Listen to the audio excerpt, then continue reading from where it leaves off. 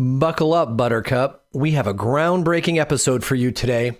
It's always my goal when planning Shaping Fire episodes to offer you insightful information on topics that are important to you in cannabis, mushrooms, and other entheogens. It's rare, though, to have the opportunity to present you with a topic that is so far-reaching that it will literally impact every country on the globe. Today's episode is like that. Today we will discuss how to replace nearly every chemical insecticide with a natural farming technique that is harmless and easy to make. If you want to learn about cannabis health, cultivation, and technique efficiently and with good cheer, I encourage you to subscribe to our newsletter. We'll send you new podcast episodes as they come out, delivered right to your inbox, along with commentary on a couple of the most important news items from the week and videos too.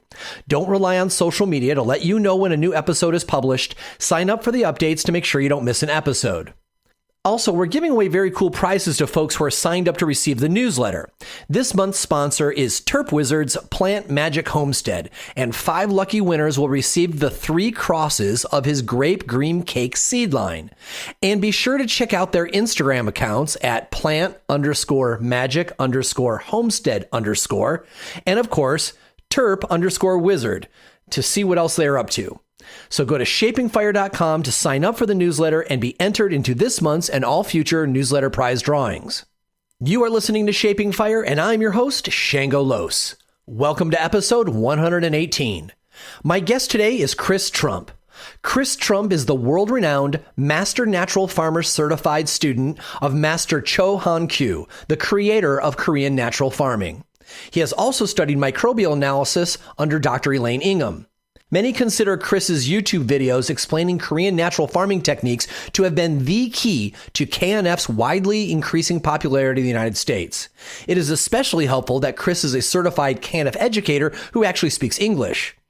Chris has traveled to 10 countries to teach and implement these natural farming techniques. With a passion for reading and a research-oriented approach to nature, Chris has fostered numerous innovations since he began practicing natural farming on a 750-acre organic macadamia nut farm he managed with his father from 2008 to 2018. He now teaches natural farming for a wide range of food crops, livestock, and cannabis. Chris is dedicated to working with youth and farmers in developing nations, equipping communities with a holistic approach to natural farming education. Currently based in Hawaii, he is involved in large-scale agricultural consulting in the U.S. and conducts international educational initiatives several times a year. Through his company, BioMay Solutions, Chris Trump educates communities of natural farmers throughout the world, offering financial independence, sovereignty, and hope through natural farming. Chris has been a Shaping Fire guest before. On episode 35, we discussed the basics of Korean natural farming and its sudden rise in popularity in the United States. And Chris returned for Shaping Fire episode 68 to discuss using Korean natural farming foliar and drench preparations. Today we'll be discussing Indigenous Predatory Microorganisms, IPMO. During the first set, we will review the basics of preparing IMO, how to use it, and how to upgrade your IMO to become an effective pest preventative as IPMO. During the second set, we dig into the supporting science and discuss best practices and common failure points when preparing and using IPMO. And we finish the episode looking at how IPMO works with your other farming techniques and how to scale IPMO for large-scale agriculture as well as smaller home cultivation. While Chris discovered this innovation 10 years ago, he says IPMO is still very new, simply because people haven't heard about it enough to encourage widespread adoption. He is stoked to be explaining it in detail for you today on Shaping Fire. After Chris explained IPMO to me, I knew I needed to bring you this groundbreaking technique. Truly, if adopted widely, IPMO will change the reality of farming around the world, including cannabis. Welcome back to Shaping Fire, Chris.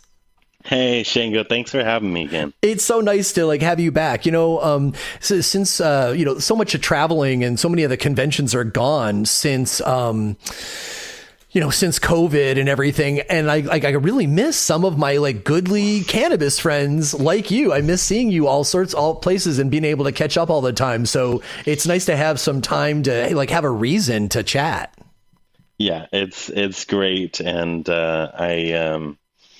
beyond the podcast, really enjoy connecting with you. It's good to know good people. Yeah, amen, dude. So, all right, cool. Well, let's dive right in. Now, there's going to be a lot of people who are here because they're interested in predatory IMO, but they don't really know what IMO is. And you and I have already done a Shaping Fire episode that talks about IMO and how to do it. And of course, you have got very popular YouTube videos that explain every single step of collecting IMO and then I don't know, up converting it through IMO 1, 2, 3, 4. So for people who don't know IMO, this information is available to them at your website, biomade.solutions. That said, we need to start out with a quick run through of IMO. So as we talk about how to adapt IMO as a pesticide, as it were, we need to give people like a thumbnail so that we can work with this. So I know that me asking you to summarize IMO in just a few paragraphs is like impossible ask for me. But yeah, will you do that anyway? Will you give us a short introduction to IMO, Indigenous Microorganisms, so that we get everybody on the same page and then we can push forward? Yeah, absolutely. And the IMO is in its best form a snapshot of the entire community that's existing in a wild place. And when I say wild place, ideally this is a multiple generations in human time undisturbed land. So places that didn't get pushed with a bulldozer to make a housing complex and now have a nice park with some things growing in the shrubs. A genuinely established old ecosystem is what we're going for, and a snapshot of that balance that's been struck over a long period of time between the organisms that causes the life and the plants to thrive, or maybe the limited life in a desert place like Mojave to thrive. We go there and we coax onto an auger of rice because it is a great fungal food, and many organisms can dwell there. And we get a snapshot, a bit of the bacteria, yeast, archaea, fungi, etc. Not so much the macro, bigger organisms. And we put those immediately into. So step one is kind of coaxing them onto that auger. Step two, IMO2, would be immediately putting them, to borrow a sci-fi term, into cryofreeze. We stop their development, we stop their replication by mixing them with brown sugar. The osmotic pressure, the dryness of the sugar, creates kind of a salt fish on a long sea voyage scenario where things go pretty stable and can last for a long time. So a farmer can have IMO2 collections on their shelf ready to go to the next step for 3+ years without ever having to go out and collect again. And that's actually a really positive thing for a farmer in their workflow. IMO 3 and 4 are growing it out on substrate. Is 3 substrates that I love right now is rice bran and oats mixed with wood chips for IMO 3, and then IMO 4 is that plus some soil, which brings in some macroorganisms. That complete material, that IMO 4, is now shelf stable really indefinitely if it's kept in a dry, cool place, and that is used as a farmer's diverse inoculum, key being diverse, that they can use to enliven their soil and prevent disease and pests. Awesome. Thank you, Chris. The only part that I want to expand a little bit is for anybody who's unfamiliar with collecting IMO, the idea of coaxing microbes onto an auger of rice is probably a little vague. And I'll tell you, listener, that essentially what he's talking about is taking some cooked white rice and putting it in a sterile wooden box with an open top, and then setting it out in nature so that all of the things that are, in your natural habitat land on the rice and can start to colonize the rice, thus coaxing these microbes onto a food source. Is that a good summary? Yeah. It's the rice is falling out of the bottom onto the ground. So there's a little stairway of heaven of food. From that, you find like a fungally rich area, so that there's literally a stairway of rice leading up into this box of rice, and fungi will grow up. In a week time, you'll have some blooms that actually grow up into it. You put some in on top, and things can fall through the paper towel that is the only barrier between your rice and the outside world. And yeah, it is. It's that you clarified that wonderfully. Yeah, sorry for the tech term. Oh, it's all good. You're used to speaking with people who have some familiarity with it, and I just want to make sure that we bring everybody along. So what we're trying to do is we're trying to capture some of the prevalent local microbes, and then through this process of IMO 1 and 2, we essentially incubate them to have them reproduce. So we've got this inoculant that we can use on our farm or deck patio, or even indoors in an indoor growing situation. But they're the microbes that are popular to your particular locality. So your IMO that you have on Hawaii is going to be different than the IMO that I have on Vashon Island, and so it very much captures the sense of place of the place. So yeah, and why that's important, Shango. Just last thought. Indigenous is important because when you go through all this effort to get these microbes from, across town or up in the hills around your bioregion, or just your surrounding area, some healthier place maybe than your farm is, and you get it established in your farm, because it likes that barometric pressure, that rainfall, that temperature, that soil type, that general region, it's indigenous to there. It will self-perpetuate, meaning you could apply once and 10 years from now find it there thriving and serving your crop. Whereas when we buy things from a jug that was grown in the lab, it's well known that we have about 6 months max that will even be found. And, we can't really move these IMOs around because of the difference in environment. If we took an IMO that I made here on Vashon Island and I took it on vacation to my buddy's place in New Mexico, well, our environments are so different that all my indigenous microbe species are probably all just going to die at his house, and vice versa. So it's really important for you to be able to have both, in each locality. Yeah, and yours would perform on that vacation trip. Yours would perform much like when you buy a jug.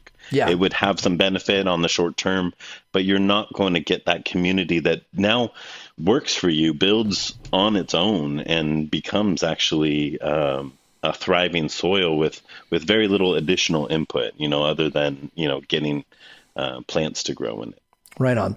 Okay, so now we got everybody on the same page. And if you're already into Korean natural farming and you already know all this stuff, well, I appreciate your patience through this while we got everybody along. So now let's talk about like the primary reason why we're talking today, Chris, which is taking this IMO and turning it into something that I've been calling predatory IMO. I've heard you call it a couple different things since you are as far as I'm aware, the inventor of it. Is that the term you're using, is predatory IMO, or have you got a different phrase that you prefer?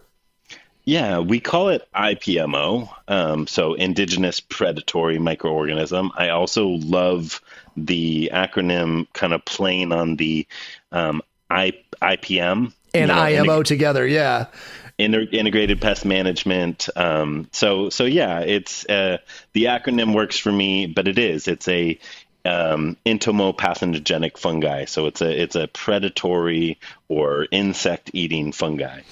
All right. So mostly in second set, but throughout the show today, we're going to talk about IPMO in detail, but just to give people a good context with which to put all of this information we're about to give them in, will you just give us a cursory explanation of what IPMO does, and then second, the experience that you had that made you realize that the pests and IMO could be brought together for a beneficial solution? Yeah, absolutely. IPMO, what it does for a farmer. I'm here in Hawaii at the moment. I actually was out right before this interview placing some boxes of IPMO. So because I have a client that is the largest kind of Kona coffee producer here in Hawaii. And they deal with a coffee borer beetle along with several other pests. And they hired me to help them overcome some of their pest and some of their disease problems. What our IPMO has done in the last 6 months, they've only been running a program here for 6 months. They are pest free. They're cute, wonderful. Sorry, I shouldn't say cute. He's a elderly man, Colombian, lifetime kind of coffee expert that runs their coffee, is tickled pink. He is so stoked because when we started, I told him he wouldn't have to buy all these expensive products he was buying to try and unsuccessfully manage his pests. But now with IPMO application, they are pest free and they are tickled pink. They are very, very happy clients. And so when I send them my bill, they are happy to pay it. But IPMO is a fairly low cost solution to managing several of, not all, well, I don't know if not all is actually accurate because a healthy plant is also pest resistant. But IPMO is something that has the potential to stay established in your farm once applied and give you a reoccurring resistance to or buffer against really carapace insects or insects that have some degree of exoskeleton or chitin in their body, which is a lot of our pests that we deal with. Mm-hmm. Especially since you're on Shaping Fire and we're primarily talking about cannabis, like that's the vast majority of ours. Yep, absolutely. All right. So you've told me the cool story about where the idea originally came to you. So why don't, I know you've told this story publicly before, but why don't you give it to people? Because it's a pretty good story. Yeah, absolutely. So I started natural farming because we needed a better way to farm or a more profitable way to farm in one of the most expensive places to farm in the U.S., which is Big Island of Hawaii, or Hawaii in general. And our crop is macadamia nuts. I made a scaled natural farming, made a lab for our 750-acre macadamia nut farm. And we were years into the successful operation of our natural farming macadamia nuts. And while running our natural farming, I set it up to be by and large run by one person. So all our natural farming operations were one person kind of operation. I was doing that, plus I had a lot of responsibilities as a manager. So I was busy, all that to say. And I came to our natural farming lab, and we were almost out of our IMO. which we're using to make a liquid IMO, foliar spray of this indigenous microorganism. And I went to make some more, and my material that the substrate, I take that IMO to and grow it out on 200 pounds of fat-rich grains and wood chips, had weevils in it. My feedstock had weevils in it. Weevils are these little tiny beetles that get into grains, and they're about the size, they're smaller than a grain of rice. And I was like, oh no, my grain's bad, and because I'm on an island with limited access to things, I knew it was going to be like 2 weeks before I was going to be able to get it ordered and get down, an hour away to pick it up, get back and make some. And so that was going to be a huge, significant cost, because that means our spray program was going to be put behind by a couple weeks. And with our acreage and just one tea brewer, 500-gallon tea brewer, that was a long time. So I said, I'm saying all this to say it wasn't totally just because I was being lazy, but I said, you know what, whatever, I'm going to make it with some weevils anyway. And went through the normal process. I have all these 12 IMO collections I'm using to put in there, IMO 2s, and made my IMO 3, and I'm mixing it daily, making sure it's going right. And I saw these like bright white puff balls showing on the surface of my IMO 3. I can still see it in my mind's eye because it was really striking. I've done this a lot, and this was a total change. And I look at this because I'm curious by nature, and in the center of these white puffballs is one of the weevils, and they're scattered out throughout. So the weevils are growing white puffballs, and I'm like, wow, that's really cool, super interesting, but I don't have time to look into this right now. So I continued, finished my IMO, made a liquid IMO, and that process of it going out 20 acres at a time continued. And like a good farmer, I aspire to be. I walked through my 20-acre plot that had just gotten sprayed the day before or 2 days before, whatever it was, and just seeing how the trees respond. It's just something you've got to check up on periodically. And out on the trees in our orchard, in the crook of a tree, I saw a white puffball, very similar to what I had seen in my IMO 3. And I thought, what is going on? I look closer, and it is a green stink bug, little beetle creature, which is one of our primary pests in macadamia nuts, something that almost took our farm under years ago.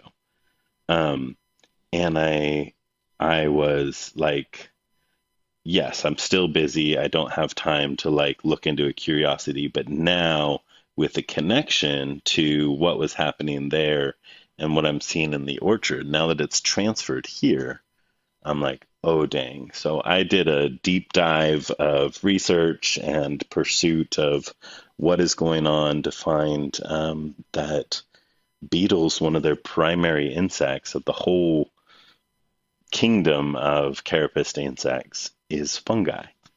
And so I deduced, and now we know 10 years later, more deduced accurately, that we had wildcrafted a predatory fungi and gotten it to apply onto our orchard, where we were getting now this kill. And so I loved it, but then I was like, well, I don't actually have to do anything. It just keeps happening now because I have a whole box and we're spraying it out. And so I was like, done. Our pest problem is going to decrease, and I just kind of left it to benefit us passively forever. And then I had a friend that needed help. He had a locust population descending on their farm in Zimbabwe, And he's like, hey, is there anything natural farming that will help? And I said, no, but I did discover this thing a few years ago, and we've been seeing great results, and walked him through it. We did the trials there with it, and he had 100% kill. Well, the farm surrounding him got devastated by locusts. And he had a full crop, went all the way to market. They were doing hemp, 100 acres of hemp there. And so he had basically a shield on his crop that was basically a minefield for locusts of their predator. It's like filling a tank of piranhas, and being the like I dare you to land on my property. Exactly. So let's break this out just a little bit for people so they can see the application in Zimbabwe. So they had locusts. So what your friend in Zimbabwe would have done would have been to make IMO with the body of a couple dead locusts set upon the rice in the IMO collection. Is that accurate? Yeah, pretty much. You can cook it with the rice inside, so you can get a handful of those locusts and put it in the rice. You can also put insects in the next stage, that IMO 3 stage, but it is less likely that you're going to get what I had happen unless you start with that first step, that IMO 1. Mm-hmm. So yeah, we've kind of zhuzhed it over the last 10 years, and the best practice has been to put your pest into your rice and cook some. I also put some uncooked in there, so I'll cook my rice with some insects in there, which does smell a little bit if your insects are smelly. And then I'll also take some uncooked insects and toss them in as a topping on top before we put them out. And we're really just putting the food source of the guys we're trying to get to colonize our rice box. Right on. You're saying, hey, you molds that love to eat my target pest. We've got some of your favorite food on top of some delicious rice. Why don't you kind of come over here and colonize this rice, and you can eat of the insect and also of the rice, and you can make this your house. And then you're like, yeah, and then you incubate it from that point. Yeah. Then I have it as an inoculum. And it isn't guaranteed that where I'm going to put my rice box with this insect in it, that there is even a predatory fungi to colonize it. So that's one of the things to note here. This ends up being a little bit of a numbers game, where you want to put out 6 boxes in various locations. And what you can do visually is notice when a carcass or some carapace insect has a unique bloom on it, or you can really see that the fungi is chewing on that creature. In the collection box. Mm-hmm. Yeah. So visually you can kind of verify.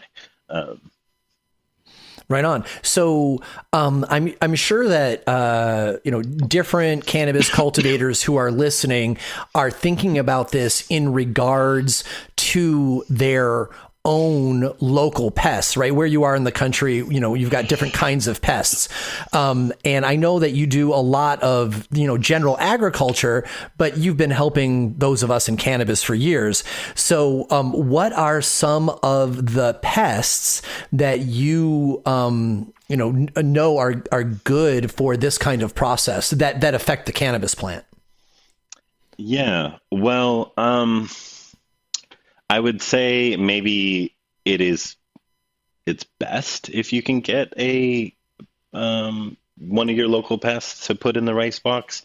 Also, not totally necessary. So there is some challenge for some people to get a pest. Also, if you have cannabis, you don't necessarily want to produce a ton of a pest just so you can put it in a rice box. Yeah, that's a good point too. Yeah. So one of the things you can do is just buy insect frass.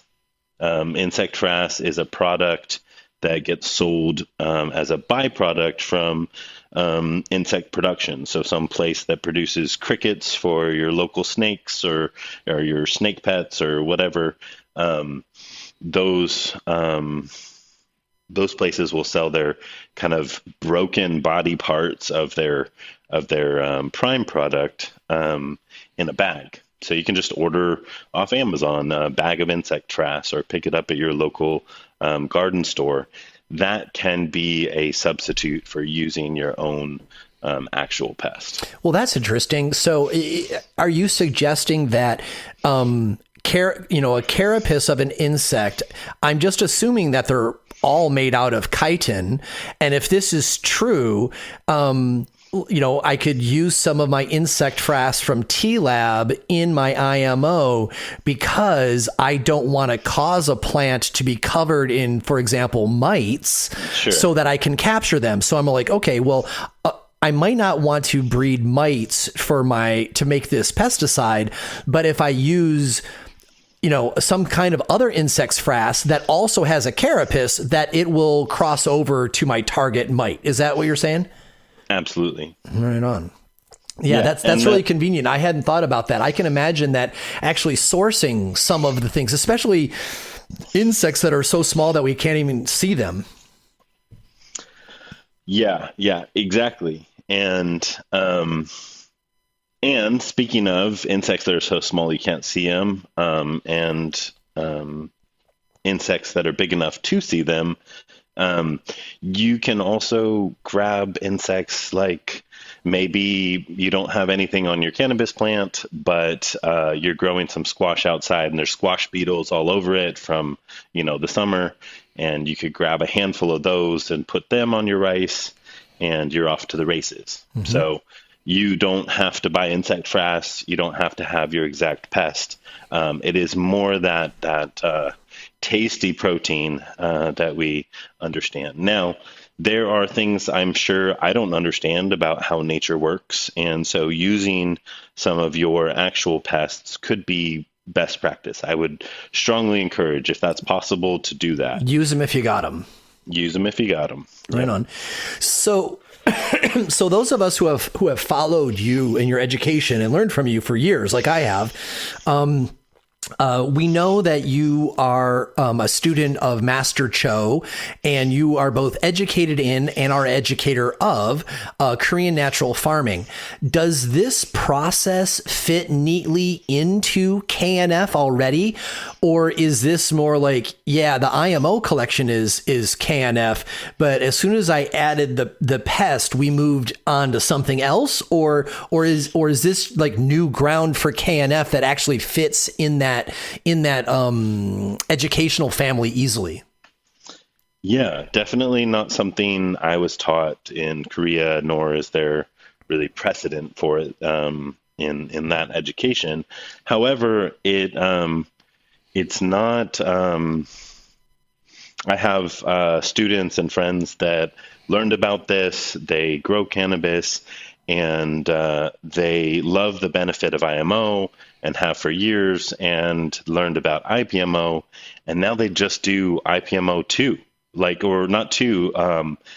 They just do IPMO because with the insects in it, because they're getting the benefit still of IMO, because there's a lot of other things that grow in the rice, in addition to the benefit of some predatory fungi. So a lot of people that have adopted it are just doing IPMO now because they get kind of both. And I am cautious to say that's best practice because when you add something like cooked insects into the rice, it kind of changes the nitrogen kind of density of the rice. It changes some things, depending on the insects you use or the stinkiness of the insect frass. Some insect frass is pretty smelly. Mm-hmm.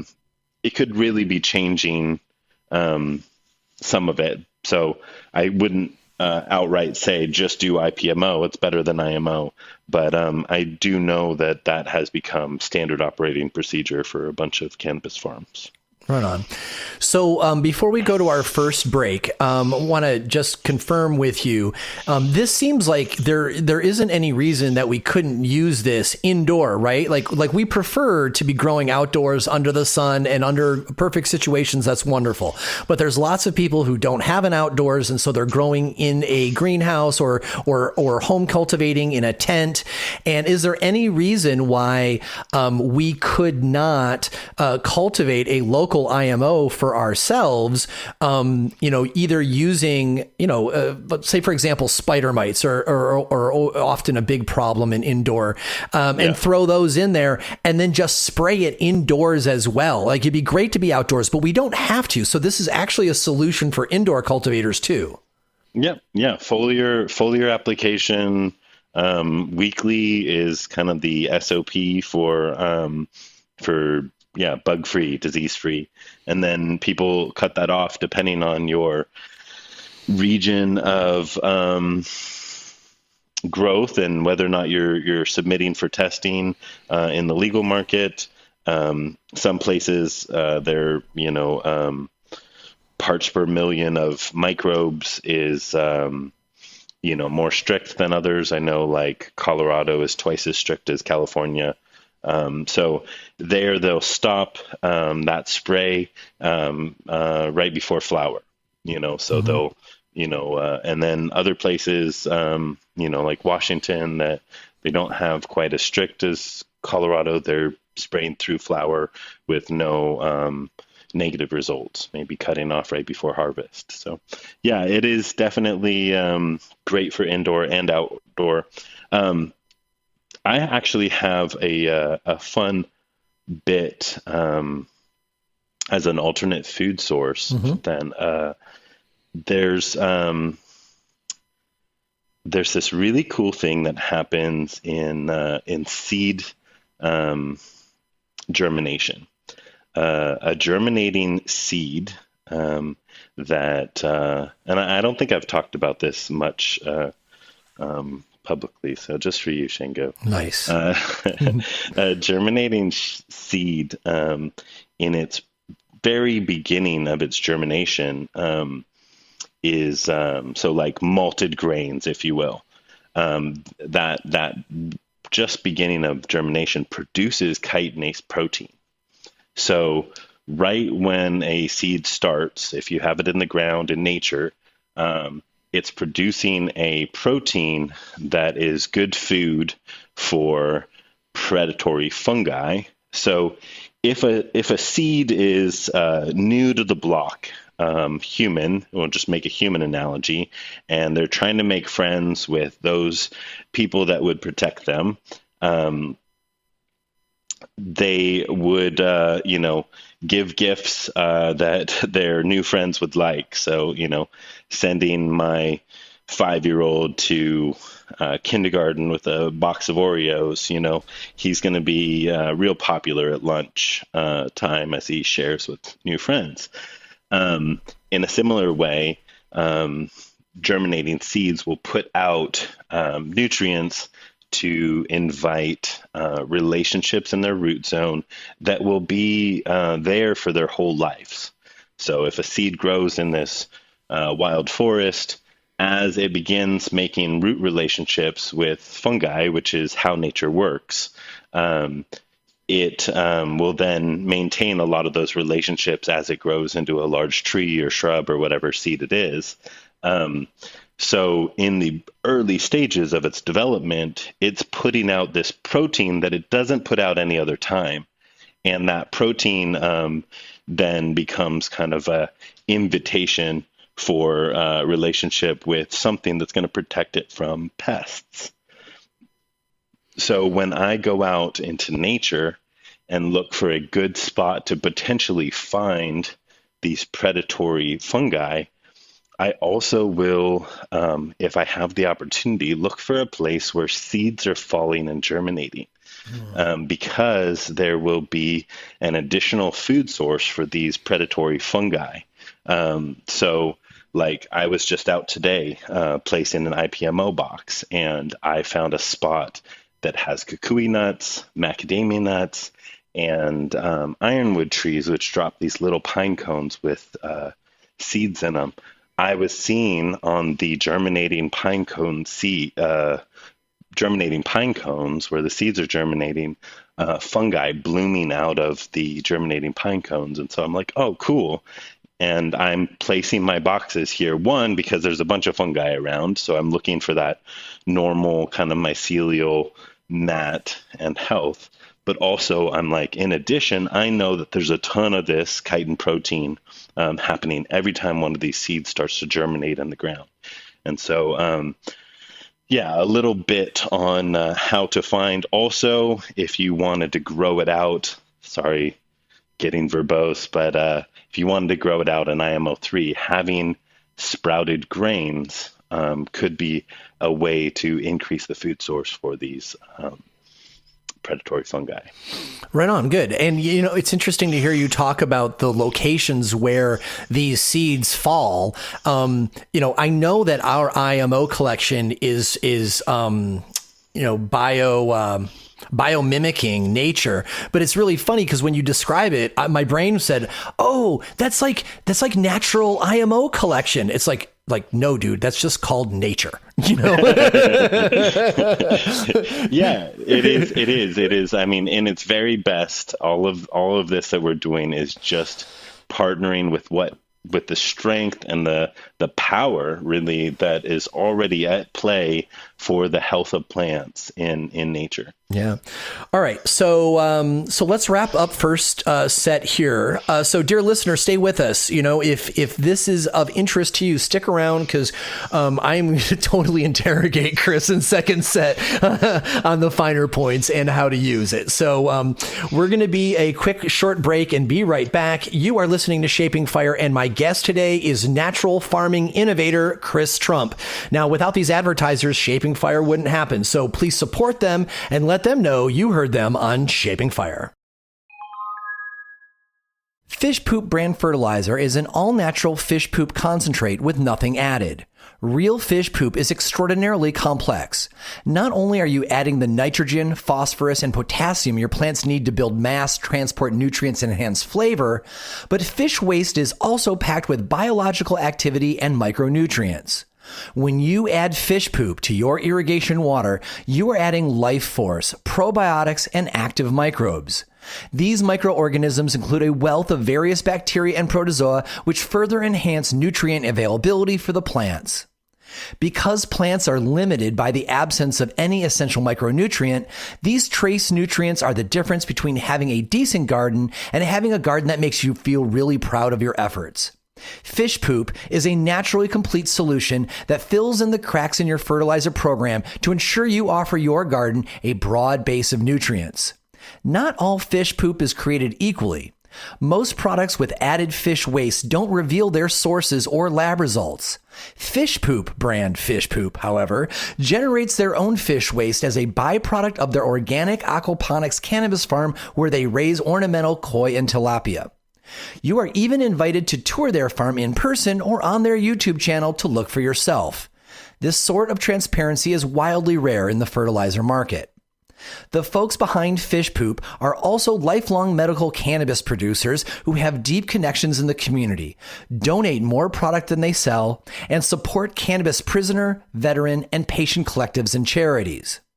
To get your bottle of pure fish poop, go to fishpoop.com. And to see their entire line of cannabis products, go to ounceofhope.com. That's Fish Poop, brand Fish Poop. This message is for folks who grow cannabis. I'm talking to home growers, patients, and commercial growers too. I'm probably talking to you. When you plan out your next growing cycle, be sure to check out Humboldt CSI seeds at humboldtcsi.com. Caleb Inspecta and his family have lived in Humboldt County for over 100 years. For the last 40 years, 3 generations of his family have cultivated extraordinary Sensimilla cannabis in Humboldt, Mendocino, and Trinity counties. Because of his lineage and the hard-earned experience that comes from growing up, smoking and sifting large populations of cannabis plants in Northern California, the seeds you'll cop from CSI will be winning genetics based on longtime heavy hitters and updated and resifted to bring out new and exotic traits and better yields. Go ahead and ask around. Caleb, also known as Inspecta and Pirates of the Emerald Triangle, is a breeder's breeder. He reaches way back and works with significant strains, recreating them in new and interesting ways that you'll love as a toker and a grower, as well as offering you some surprises that will delight serious seed traders and cultivators. Humboldt CSI goes a further step and selfs all these chemovars so you know all the seeds will be female. These are not experimental feminized seeds. Humboldt CSI releases some of the best female seeds available anywhere, and it will show in your garden. Folks grew quite a bit of CSI Humboldt genetics last year here on Vashon Island, and everyone was pleased. The patients had beautiful female plants and didn't have to cull half of their garden as males. The folks growing for the fun of getting high grew colorful flowers with exceptional bag appeal and great highs. And breeders had 7 out of 7 females in a pack, which gave them a lot of phenotypic choices. Take a moment right now and visit HumboldtCSI.com. You'll find an up-to-date menu of both feminized and regular lines, along with photos and descriptions. That's HumboldtCSI.com. Businesses everywhere are striving to reach people through advertising. We all know, though, that trying to reach a cannabis audience with a quality message is pretty difficult. That's why many people choose to advertise on the Shaping Fire podcast. Advertising on this show allows us time to talk about your product, service, or brand in a way that really lets people know what sets your company apart from others. Bold people who own companies know that getting into relationship with their customers is essential, and that is what we offer. We will explain your service or product, what sets it apart as desirable, and help our audience get in contact with you. It's pretty simple, really. Advertising does not have to be all whiz-bang, smoke, and mirrors. Nowadays, I find that people prefer just to be spoken to calmly, accurately, and with good intentions. If you want to make your own commercial spot, well, you can do that too. During these pandemic days, conventions and cannabis events are pretty poorly attended, but podcast listening is skyrocketing. With a commercial on Shaping Fire, you'll reach your customers in the privacy of their headphones right now, and will continue to reach new listeners as they explore the Shaping Fire back catalog of episodes again and again for years. A spot on Shaping Fire costs less than a printed postcard per person, and the Shaping Fire audience is full of smart cannabis enthusiasts, cultivators, and entrepreneurs who are always curious to learn. Do yourself a solid and contact us today for rates on podcast and Instagram advertising. Email hotspot@shapingfire.com to find out more. Welcome back. You are listening to Shaping Fire. I am your host, Shango Los, and my guest today is natural farming innovator Chris Trump. So before the break, we talked a lot about generally what IPMO is and where it came from, where Chris originally got the idea, and then a little bit of how to adapt your IMO collection for it and a little bit how to use it. So if you're still here, it means that you actually care about this, and welcome, and we are about to get real specific with our questions. So Chris, let's start with this.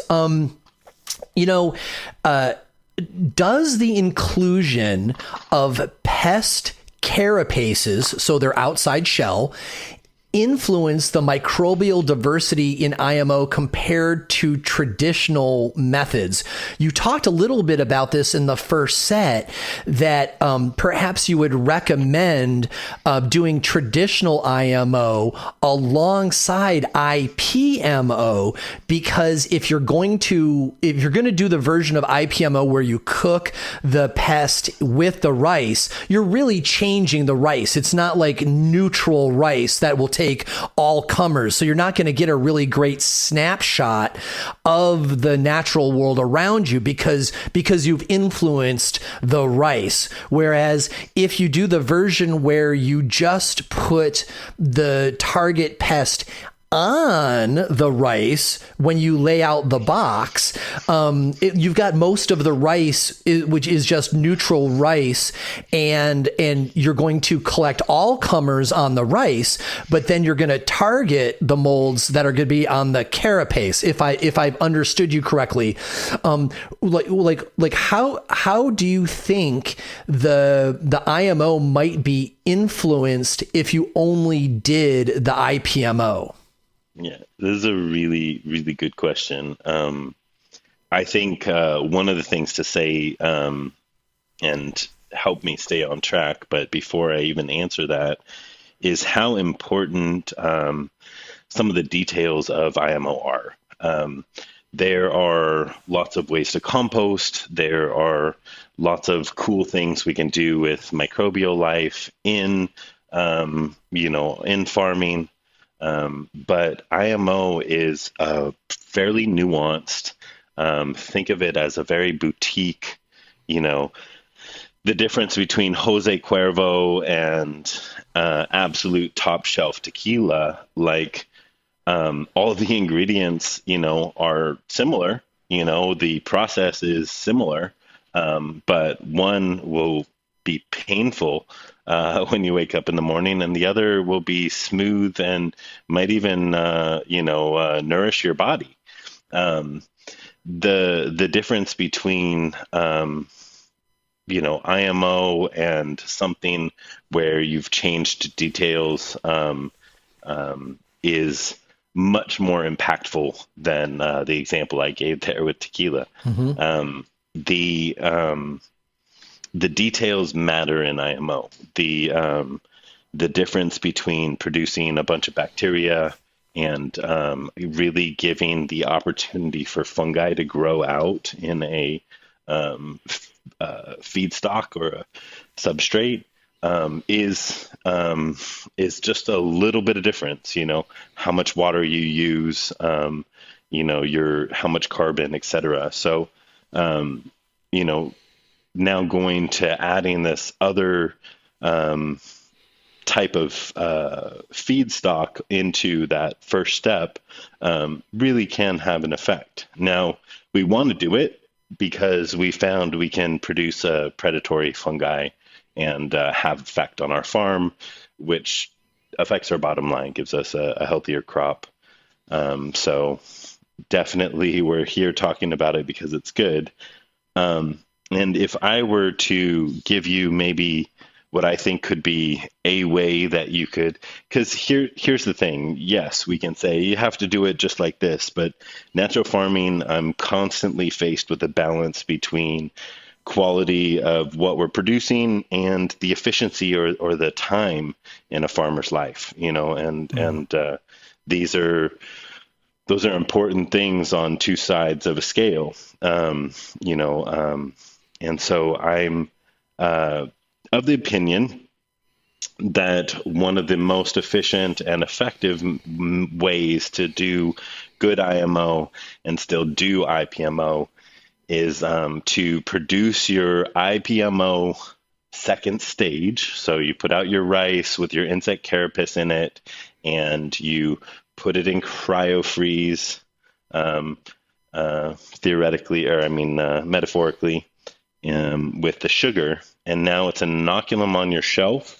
When you make IMO 3, that next stage, you can use some of that IPMO as well as some regular IMO 2 rice and grow that all out together. Mm-hmm.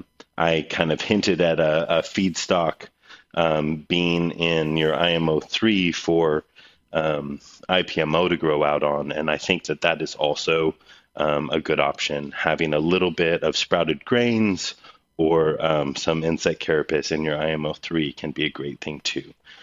Yes, can totally change it, short answer, but not too worried about that being bad as long as you have some regular IMO 2 going into your IMO 3.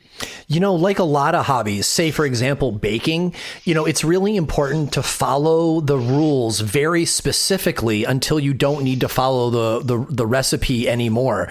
Right on the nose. Yeah, I agree. I'm very ADHD, man, and I'm a fantastic cook, but I'm an awful baker because you're supposed to follow the directions directly, and that is not my strong point.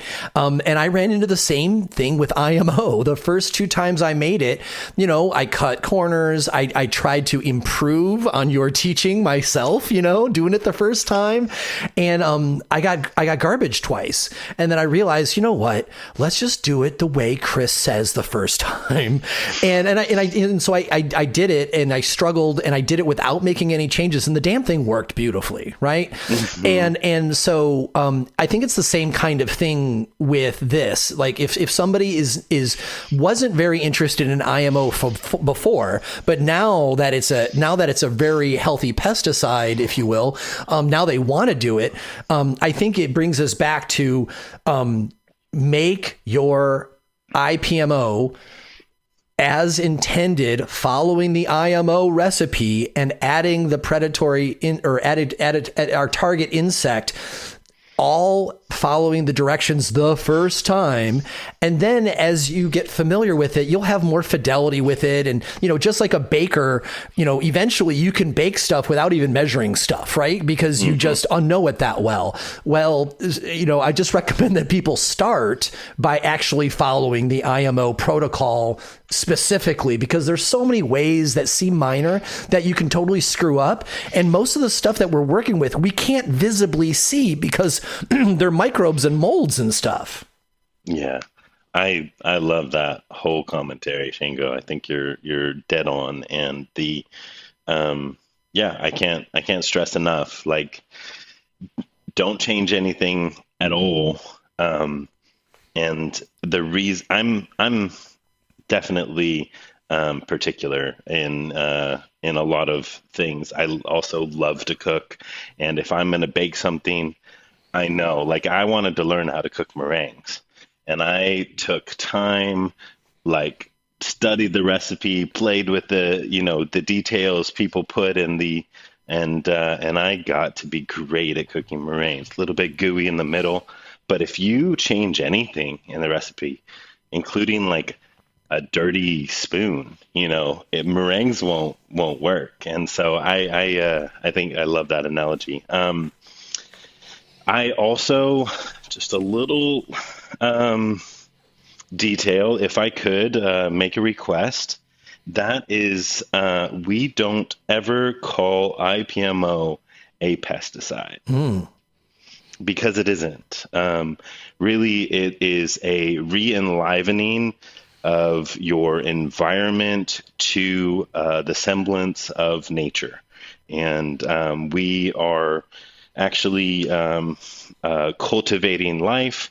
We're not trying to kill anything. We're cultivating life in such a way that we actually have the natural balance and pressure that nature allows. We don't see complete devastation and annihilation of all plants due to an outbreak of spider mites in the forest, and it's because there's the sufficient life that creates the ecosystem of balance and alternating pressure that causes, everything to perpetuate. So also there are some things that you can run into if you start calling things a pesticide, and you have to talk to somebody from the EPA, and it's a whole thing. So yeah, I follow that. All right, that's good. And you know what? When I said pesticide earlier, you may have heard me even slow down and pause. I'm like, this isn't the right word, but I'm not sure what to use. So yeah, it sounds like using the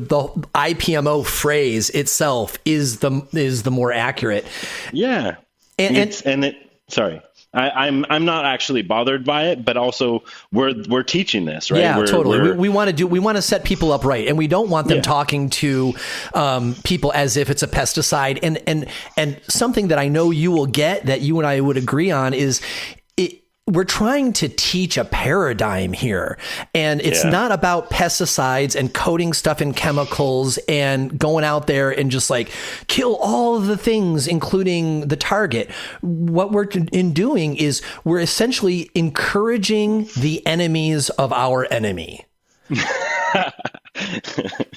right? Put that on the label. Yeah. and so, it's not like we're not going there and dropping a bomb. We're just sending some help to our teammates. Yeah, I mean, that's great. I love it. Yeah, it's really not an issue. Except that we have governing bodies that, there's things with the same name. If we call it a pesticide, there's things with the same name that have nothing in common to what we're talking about, Yeah, it's strategically and I don't know about ethically, but strategically totally different approach. Yeah. All right, so let's move on. You were talking about your meringue and how if you use a dirty spoon, it'll destroy the meringue. Let's talk about that same thing about collecting our target insects, because in preparing for this, I was talking to my buddies while we were big leafing the other day, and we were talking about the difficulty or the challenge with contaminating IMO. And we were thinking about ways that we might contaminate the IMO by contaminating the target pest. So let's use the locust, since we can pick those up with our fingers, and we've already been talking about the locust. Have you developed any best practices for collecting the locust, for example, or the spider mite, for example, so that we don't in some way contaminate the target insect and thus screw up our IPMO? We were talking about I really think that when I collect these bugs, I'm going to want to wear gloves. I think gloves would be great. There's nothing wrong with using gloves. I think that might be unnecessary. Clean hands. Simply wash your hands, rinse them well, make sure there's not a bunch of soap on them or anything like that, would be enough. A contamination, one of the number one contaminations humans bring is slightly less than well-washed hand after using the restroom. And that's enough to make people sick. And add a little E. coli to your IMO. Yeah, exactly. Liquefy your rice. And that is, when you see IMO 1 that's been liquefied in the middle, it is probably E. coli or a similar small, fast replicating bacteria. And so that is one IMO collection. People are like, well, it's so hard to know what's good. And, there's, details. Sometimes you say, colors can be fine, as long as it's not all one color. But one thing I say 100% of the time, you never want to use an IMO that has gooey middle or liquefied rice or slimy in any part of it, because that will never make good IMO 3. So word to the wise, you want to exclude one IMO 1 type as it finishes, one way that it looks that you're like, okay, I know for sure that's wrong, is gooey middle, slimy. But another thing to avoid, quote unquote, contaminating your insects would be not bringing much of their environment or their poop. One of the things that happens if you harvest a bunch of living insects is, and you leave them in a bag for a couple days and they're alive, is they will defecate in the bag. And then you have insects plus all their little defecation that gets pretty funky pretty quick. So something you can do is clean hands, throw them in a bag, and then immediately when you're done harvesting, throw it in the freezer. So throw them in a Ziploc, throw the Ziploc in a freezer. You'll kill them without damaging them. And they won't go through, the process of funking up their environment.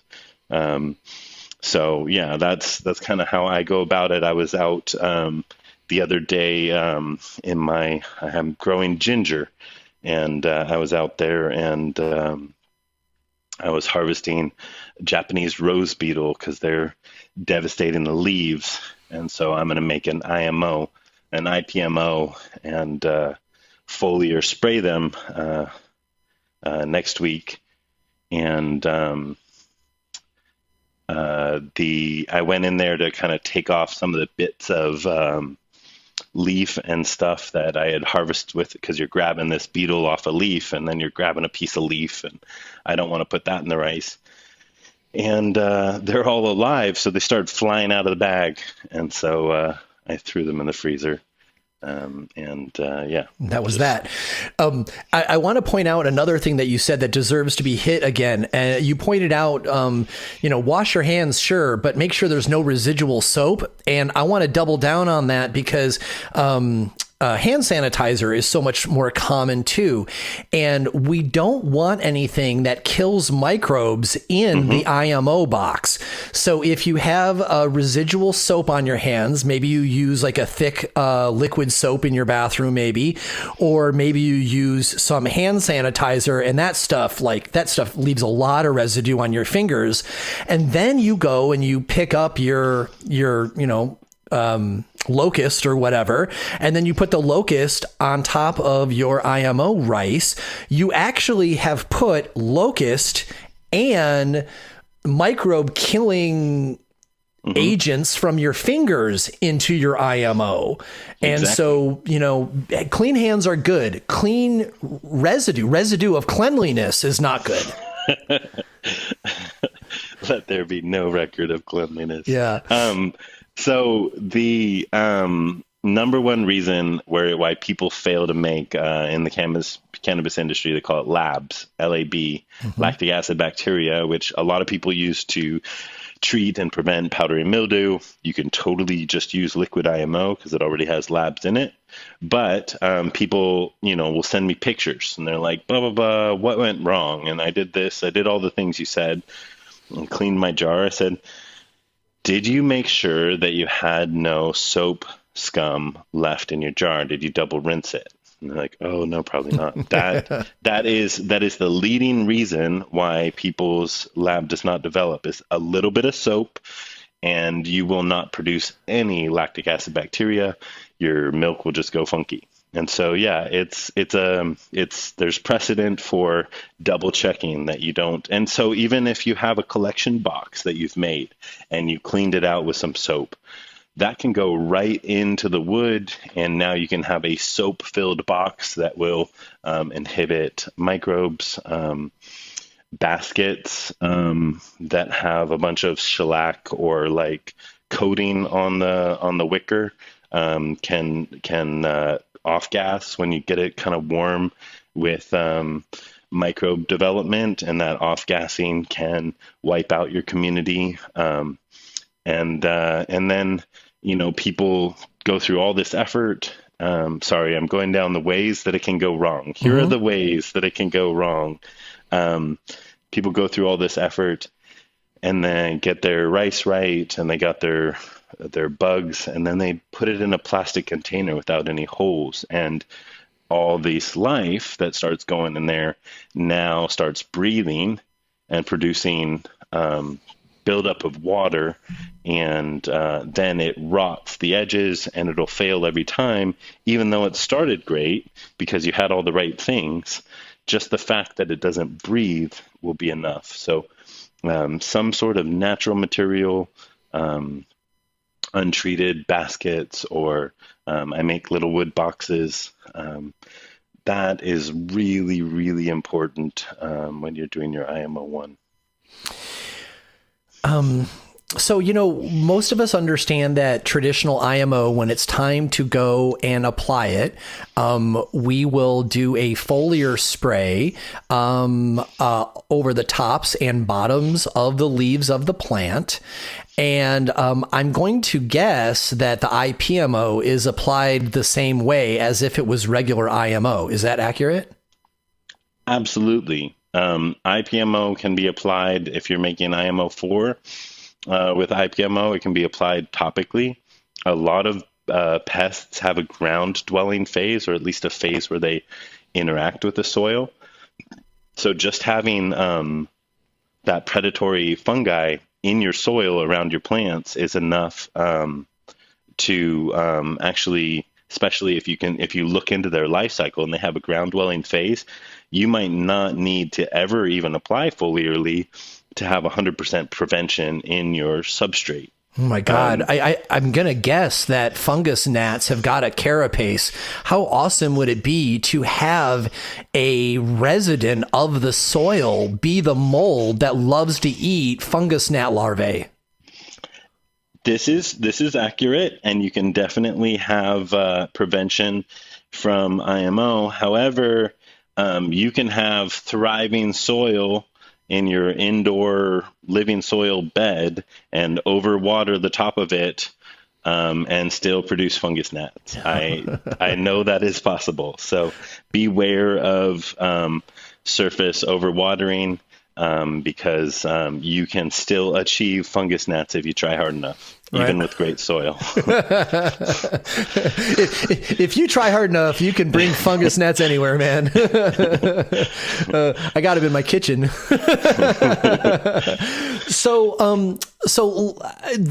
I was trying to think of any downsides to IPMO because it sounds awesome. I already wanted IMO everywhere in my life and in the nature and everything. And IPMO sounds great to have everywhere in my garden. And then it occurred to me that I am a beneficial insects user. Mm-hmm. And, we're natural farmers and none of us really want to be using chemical pesticides, even if they're air quotes natural pesticides.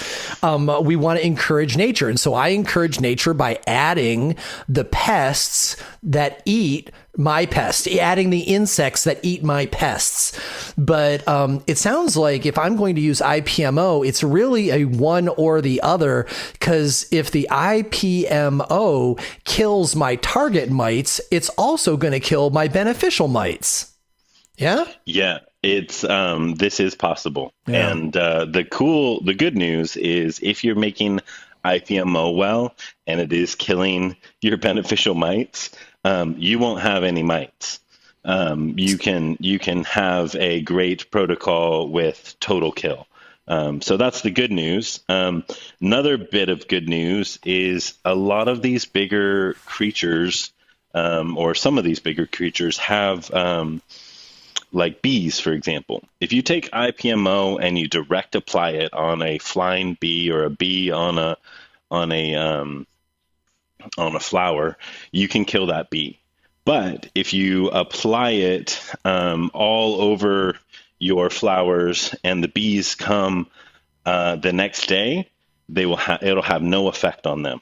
We have 140 hives here on the farm, and with IPMO applications around their hives to prevent hive beetle, there has been only positive effect on our bees. Our hives thrive. Our beekeeper loves our hives because he comes and he splits them or takes a bunch of bees out of them for his other hives, other places that are struggling, because we're always overproducing bees. But however, because a bee's capable of cleaning itself. Right. So there are creatures that can clean themselves and can navigate in really healthy soils. But yeah, and we still have I don't know how or exactly how it works, but we still have abundance of insects. But I think that that leaf surface, that place where our pests go to eat, that soil, I'm not totally sure of how it all works. But the pests are no more, and we still have a thriving ecosystem. So I'm gonna push even. I don't understand. I'm gonna push even further on that, and the answer might also be that neither of us knows the answer to this, but I'm gonna push anyway. That reminds me of very often, especially early in my cultivation, I used whatever was being sold for whatever aphids or something. And, mostly I make my own sauces now, but, you get the sauce and you put it on and it just kills everything on the frickin' plant, right? The good guys, the bad guys, the everybody, which creates this environment where there is there's a vacuum, right? There's no good guys or bad guys, which creates an opportunity. And I wonder if we sprayed IPMO on our cannabis plants in veg and it kills all of the insects, good and bad, that have got a carapace, are we creating a weakness in our ecosystem that another type of non-carapace insect might be, or I guess it wouldn't be an insect yet, non-carapace pest might be able to fill that space? Yeah, I have not experienced a downside here. Mm-hmm. There's a farm I helped develop in Colorado. They're in their 4th year now. They're leading the industry in hash quality, and they have it's like 1,800 plants times 4 or 5. No, I have one building that's times 4 and one that's 1,800 plants. So 5. And they have a protocol of just liquid IMO on the regular. And they have thriving, like their soil life has abundance of insects. And they don't have pests. I don't know why. That is the case, that theirs can still be, and it may be plant health. It may be, here's something fun. The presence of the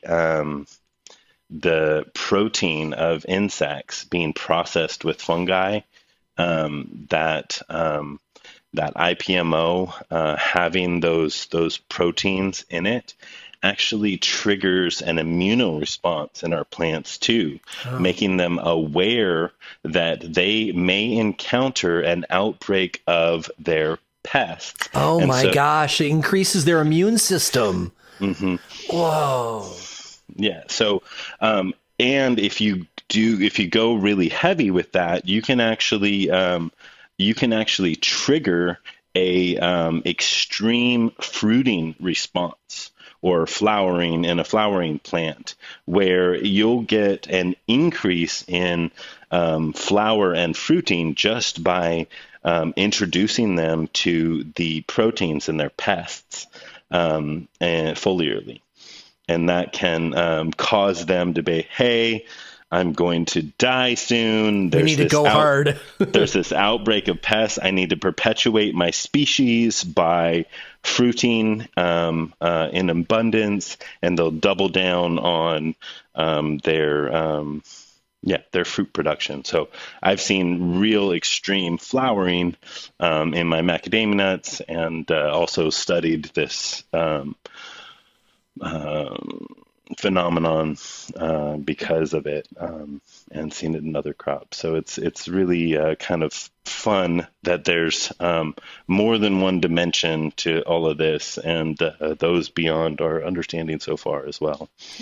So at what point in the process would you choose to spray the IPMO, and when do you stop? So I'm looking for when start, when stop, and how often. So if your pest is, has a ground dwelling phase, you're pretty safe to just apply a solid state IPMO, which is a little more expensive per application, but you don't need to apply it very often. Your plant health is going to go up. Their immune response is going to go up. If you're, dealing with or seeing the possibility of that foliar pest, maybe it doesn't have a ground dwelling phase, then a weekly application, especially if it's already showing up, a weekly application is kind of the SOP. So you're applying weekly or bi-weekly if you want to go serious, go hard.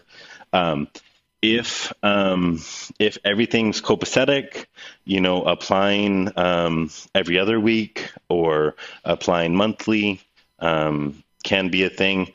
I would say that a IPMO, if you're worried about killing beneficials, could be something that you do as needed, or that you do monthly. Whereas an IMO, a liquid IMO, maybe where you don't have that in, is something I wouldn't worry about at all. Meaning you could apply it every week. You're going to get the nutritive response. So there's a nutrient quality in IMO or liquid IMO. There's a bunch of food in the water. So you're feeding them, you're giving them their probiotics, you're preventing disease by coating their tissue in beneficial life, which outcompetes or takes up the territory, preventing the vacuum. Nature doesn't tolerate a vacuum, so preventing the vacuum, which would allow another something like powdery mildew. By applying IMO, you have this protected leaf.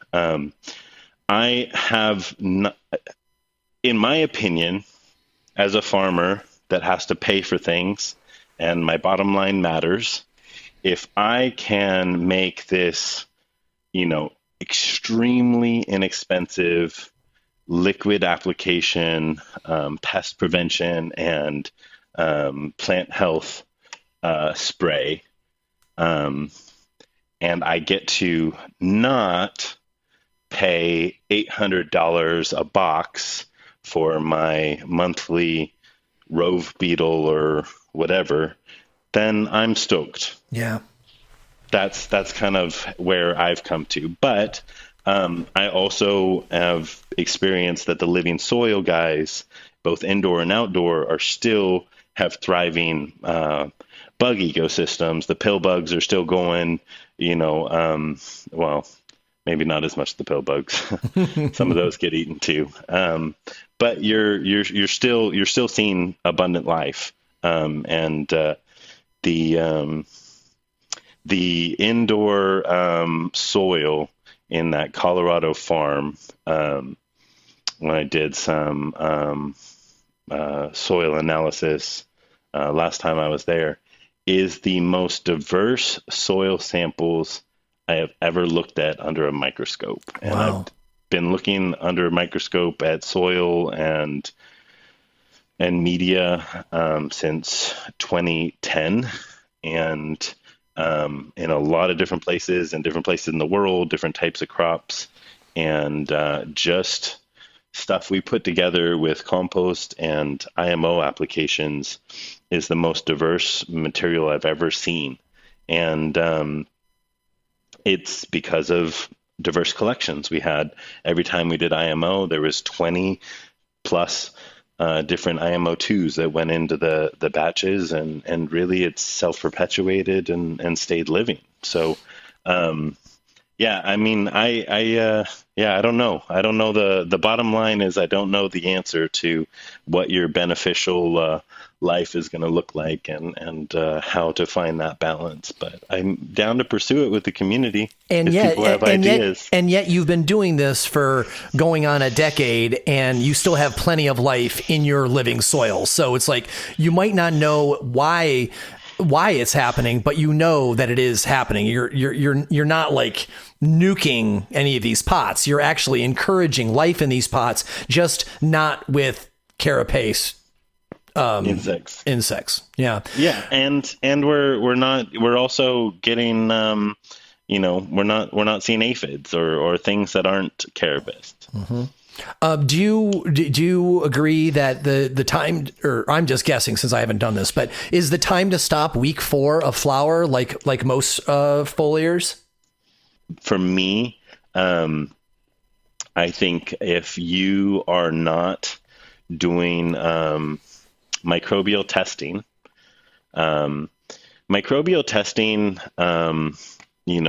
prevents us from weird stuff that builds up, the dust in a dirty environment, causing a funk to happen, or due to humidity, proper decomposition molds happening in flower that can make us sick.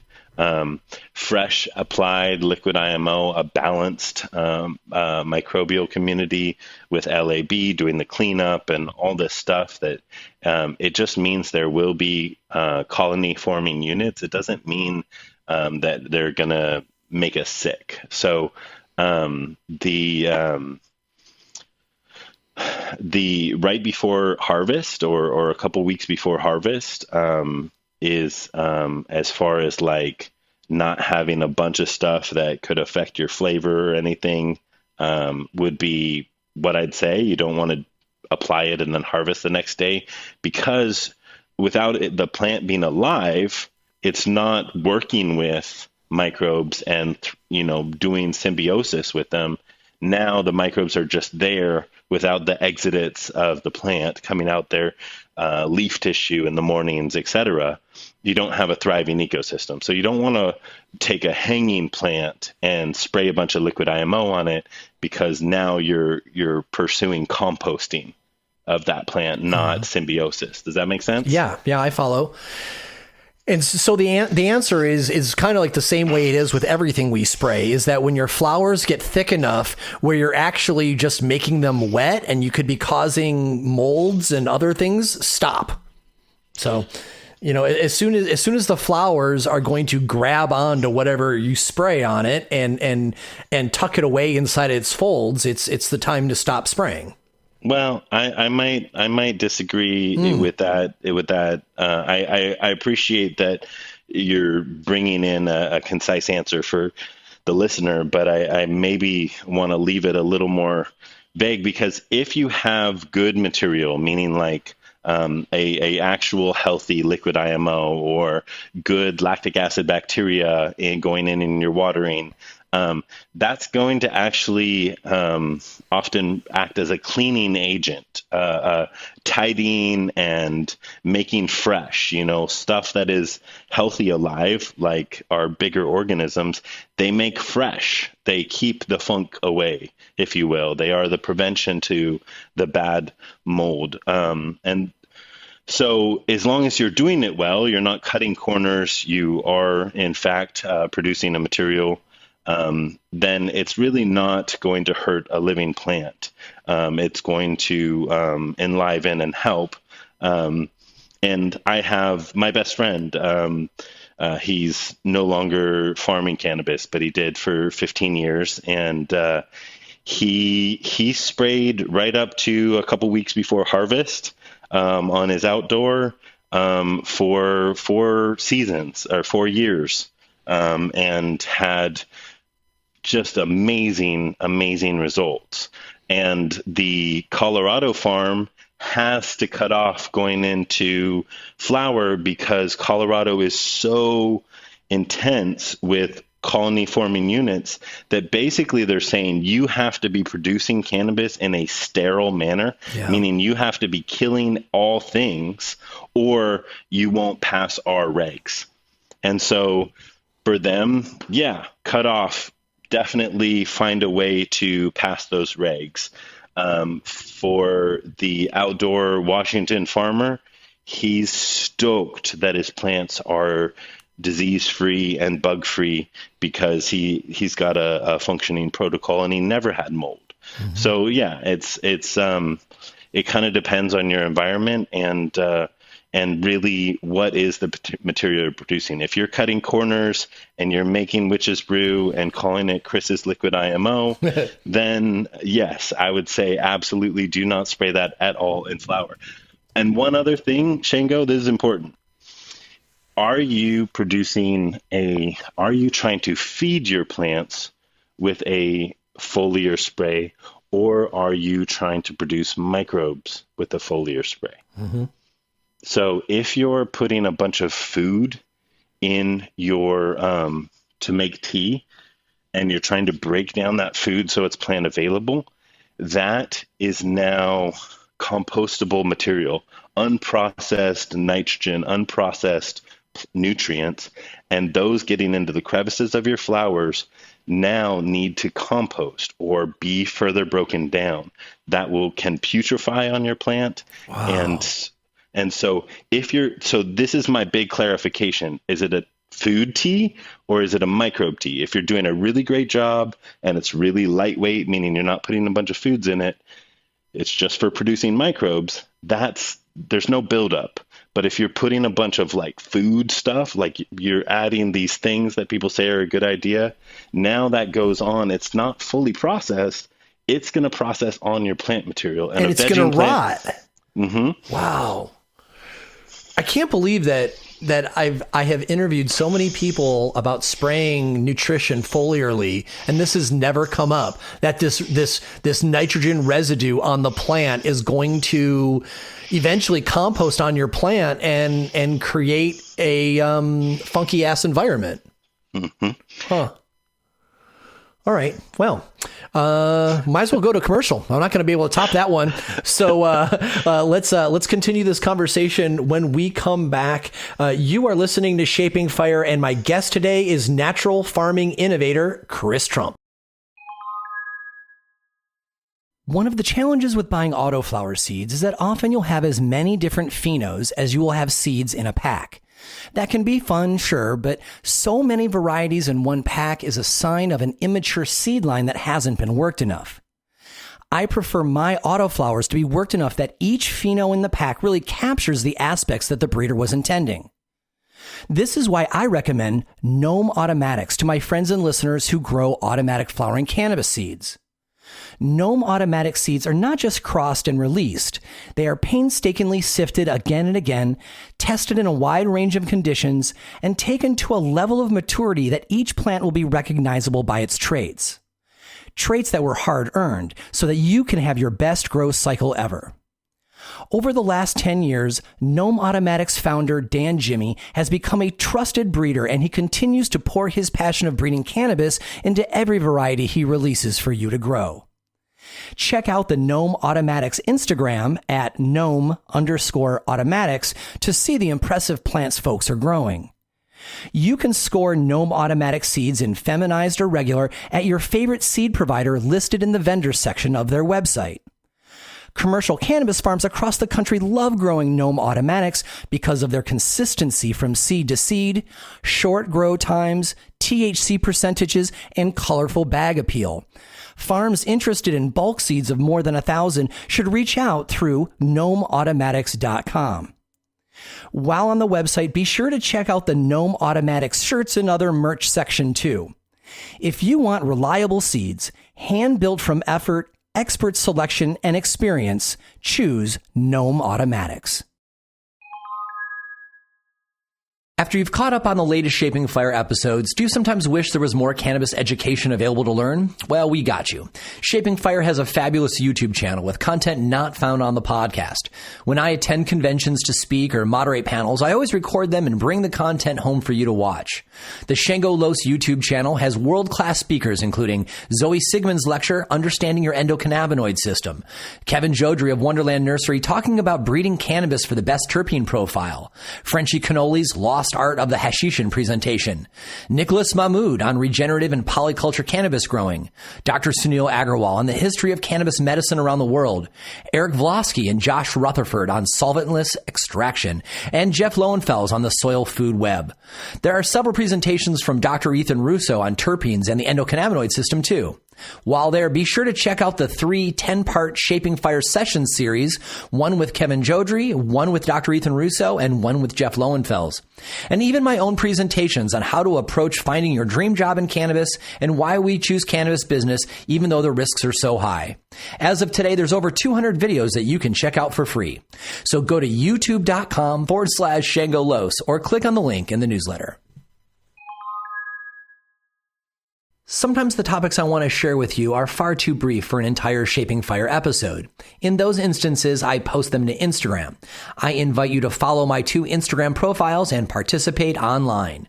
The Shaping Fire Instagram has follow-up posts to Shaping Fire episodes, growing and processing best practices, product trials, and, of course, gorgeous flower photos. The Shango Los Instagram follows my travels on cannabis garden tours, my successes and failures in my own garden, insights and best practices from personal grows everywhere, and always gorgeous flower photos. On both profiles, the emphasis is on sharing what I've learned in a way that you can replicate it in your own garden, your own hash lab, or for for your own cannabinopathic health. So I encourage you to follow at Shaping Fire and at Shango Los and join our online community on Instagram. Welcome back. You are listening to Shaping Fire. I am your host, Shango Los, and my guest today is natural farming innovator Chris Trump. So, Chris, during the break, I was thinking, and it got me wondering, if we're going to spray the IPMO on our cannabis plants and the allied fungus that we're working with is on the plant, and then it kills these pests, whatever they are, and they turn into little fungal puff balls like they did in the IMO that we were talking about. Is this going to leave like little puffy carapaces all over our plants? I mean, if you have a major outbreak of a pest and it is all over your plants, in some way you're going to need to get that off. And so hopefully you have enough time. Maybe you're doing foliar watering. But I mean, insect buildup in a sticky flower is a bad scene, man. Is a bad scene. Yeah. I mean, even overuse of ladybugs is a major problem for people as far as buildup goes, or as far as insect residue, and can cause real problems. So overuse of even beneficials. But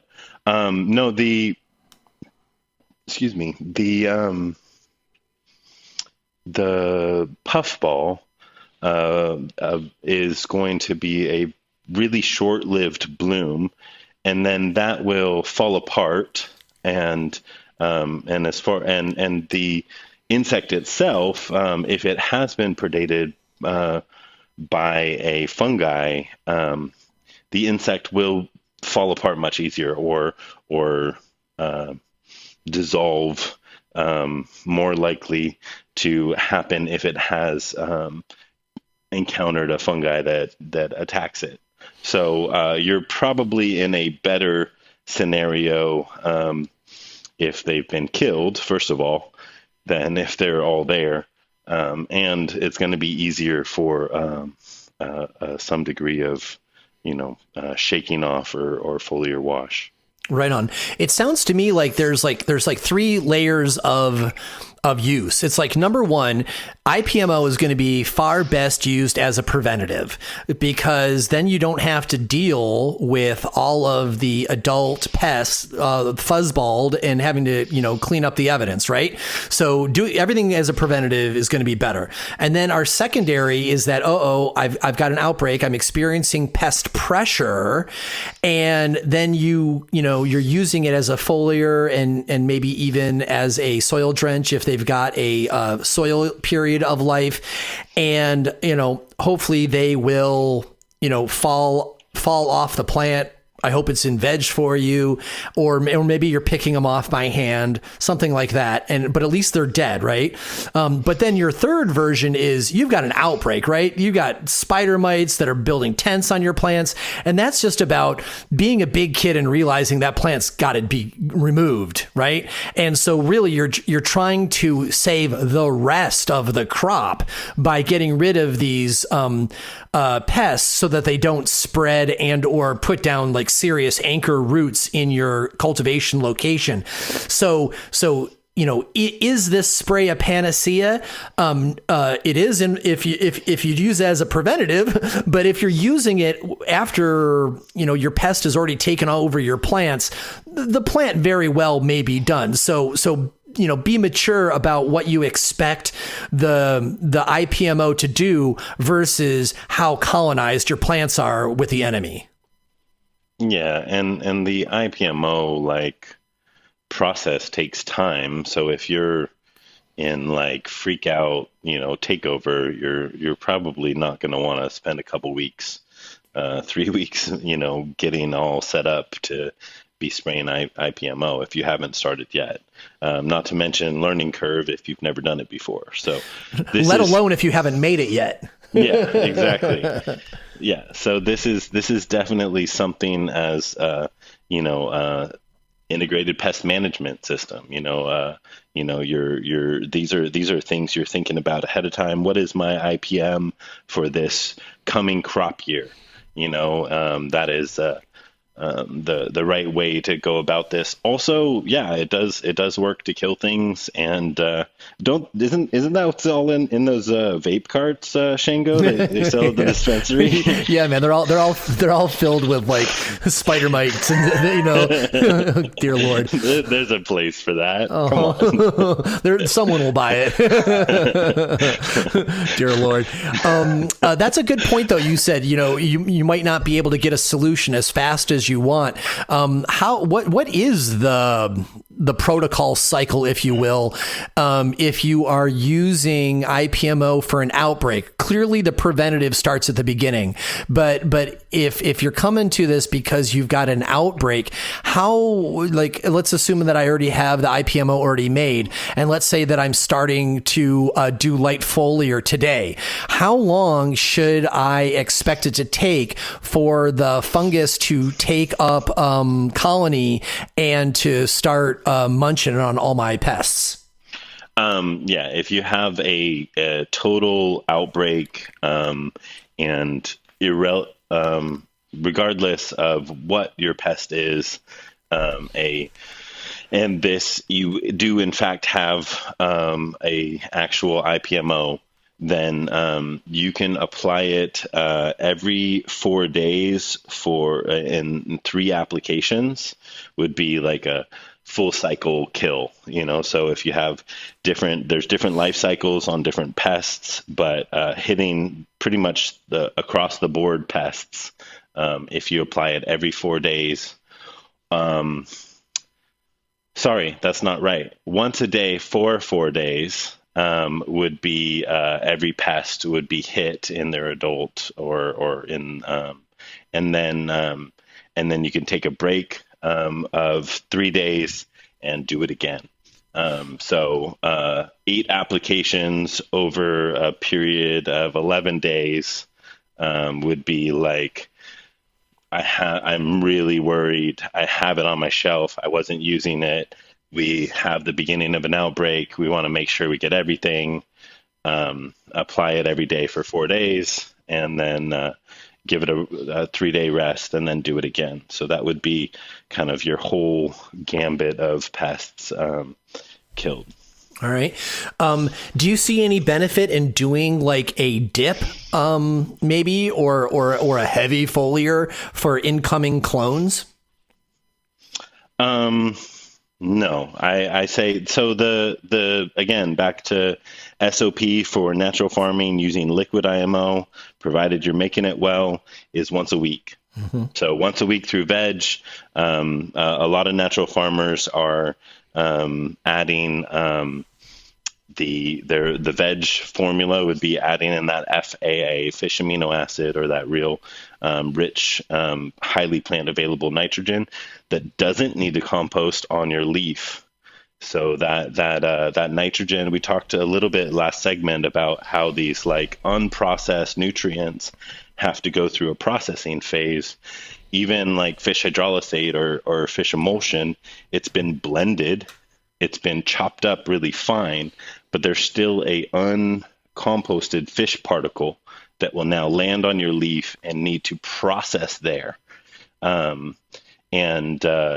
Whereas FAA went through the belly, metaphorically or literally, of a microbe, completely processed, and now is the processed version of that same nutrient, the amino acid kind of form. And that really doesn't have any more processing. It can be taken up or passed through that tissue into the plant as is. And so that you do in veg. So a regular, weekly application of liquid IMO would be great. And then maybe every other week or every week you're putting in the nitrogen. You don't brew with nitrogen in the liquid IMO though. So, also, it may be that we're not getting a ton of replication of IPMO in the water column. So Sorry, I'm rabbit trailing. Shango, should we stop and clarify? Sure. Actually, I think that we have made that point really well. And I'm going to ask you the follow-up question, which is, do you see any reason why we can't target more than one variety of pest in the IMO? So is it possible that we're collecting the IMO and, okay, we're going to put, pest 1 in there, but I also have a problem with pest 2 in my area. And so I'm going to put that pest on my rice as well. And so I'm going to have a double duty IPMO, or are you more of the line of no, one IPMO per pest and then rotate them through? Great clarifying question. I really appreciate that. So, if you put one carapace insect in with rice and it gets colonized or gets chewed on, that is your broad spectrum IPMO complete. Meaning there is not another. Now, that doesn't mean that you can't do potentially better by having your locust and your beetle both in your rice. And, maybe it's that one fungi really likes that beetle flavored, soft drink. But really it's not, a lot of these entomopathogenic fungi are broad spectrum, if you will. They go for kind of whatever has that protein, and every time when it passes them or they blow by on the wind and land on it, that is going to go after whatever it finds that has that protein, has their food source. I see. Oh, right. Yeah, go ahead. So I get it. So you're saying, all right, so if you want to add multiple pests to your rice, like you can't, you fine, but really the picture, the context is bigger than that. It's not that, oh, I want to target pest 1 and target pest 2, because the IPMO isn't targeting the pest. It's targeting chitin, which is what the carapace is made of. So as far as our partner fungus is concerned, they're the same pest because they both are carrying its food around on its back. Yeah, and if it's a seed in early germination, it's the same food source. Man, I'd be really tempted to actually spray germinating seeds or even just just after germination, to spray them with the IPMO so that it replicates as the plant grows. Absolutely. Or even better, you put the seed in soil that's been treated with IPMO. Oh yeah, even better. Thriving ecosystem. Dude, totally. Which is what nature's doing, right? Right. Yeah, because then the soil is already housing our partner fungus plus all of its helper, biology, and it's well established at that point. So start building IPMO into your soil. Oh God, that's a great addition to a soil recipe right there, boy. Yes. Gosh. All right. So you've already hit on this, but I want to make it really clear for anybody who still has this question. IPMO plays nicely with all the other forms of Korean natural farming, correct? Yes. Great. I just wanted to make that nice and clear. Let's see here. What do I still have that I haven't here? Oh yeah. This show is about cannabis, right? But most of us who grow cannabis love cultivating plants as well. And I am definitely one of those people that cannabis was a gateway to food farming, right? For most of my life, I've just been growing this one plant that I have this special relationship with. But, as we saw, access to food get questionable there a few years back, I've dove into food farming, and this is something that we can use on all of our food crops, right? Is there any crop that you have come across where this is not a good idea? That's a pretty broad question about I just asked you, but yeah, no. I have worked a bunch in the cannabis industry, but most of my work is not. Most of my work is with food farmers, and I can't see a downside. Again, we're not doing anything wild in as far as nature goes, right? We're just taking something that's already there and making sure it gets on our crop that we're growing. Because sometimes when we are growing, wherever it is we're growing, we've tilled it and it actually used to be lawn, or we actually bought it in bags and brought it indoors. There hasn't been the establishment of life. So really, we're not afraid. I will say, I think if I can maybe take liberty with your question and go a little more broad. Sure, go ahead. I will give a caution that I think is really important, and I appreciate the trigger or the nudge. We are collecting microbes without specifying our collection, right? We're in natural farming, we're doing a broad invite by putting out this food and by getting it from different places. Ideally, we have a bunch of different places we've got our microbes from, and then we're further cultivating it. And when we finish IMO 3, it dries out and is really almost like a powder. And if I look at it under a microscope, what that powder consists of is a bag of marbles that's packed with fungal spores. So in an ideal, you did really great job making IMO 3. Under a microscope, now that it's all dried, we've used up all the water, we have desiccated fungal bodies, meaning they ran out of water, so they sporulated, they pushed their nucleus into a fruiting head and made a bunch of spores. They're now sitting there waiting to be reintroduced to water so they can wake up. But all those spores are great for the forest. But we have made a concentrate. Just like if you have a new cannabis smoker and you're about to introduce them to your dab rig, you say, now this is concentrated, maybe more than nature would normally give you on your first toke. Yeah. Take it easy.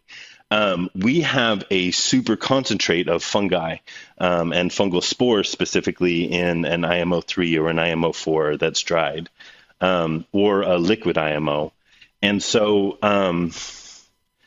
though it's safe, I've drank my liquid IMO now throughout the year for 12 years. I've bathed in IMO and eaten IMO 2 any chance I get. And I know many people that have. IMO is really just if done well, a replication of a forest floor. That said, sorry, long lead up to, it can be overly concentrated for an immunocompromised person, to breathe in, to inhale a massive amount of microbes, albeit beneficial microbes. The reality is that good microbes can have a negative impact on a person in various, health conditions. Too much of anything isn't great, right. Right. So we have a concentrate. So I think a general caution that you are producing a massive quantity. The goal with IMO 3 is that we're really we're multiplying again and again to produce our microbes. I have a friend, Poncho. He's on one of my videos on my YouTube.